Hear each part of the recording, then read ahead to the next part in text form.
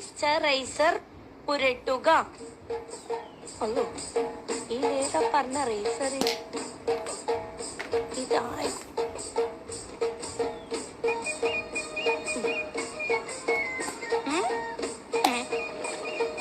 ഇനി ഫൗണ്ടേഷൻ ഇടുക. ഫൗണ്ടേഷൻ ഏതാടണ്ടേ? ഏതോ ചെറുപ്പ വായിക്കാൻ പറഞ്ഞോണ്ടില്ലതിൽ ഏതാ ഫൗണ്ടേഷന്? കണ്ടിട്ട് ഫൗണ്ടേഷൻ ആണെന്ന് തോന്നി. ഡ്രൈ സ്കിൻ ആണെങ്കിൽ ലിക്വിഡ് ഫൗണ്ടേഷൻ എടുക്കുക.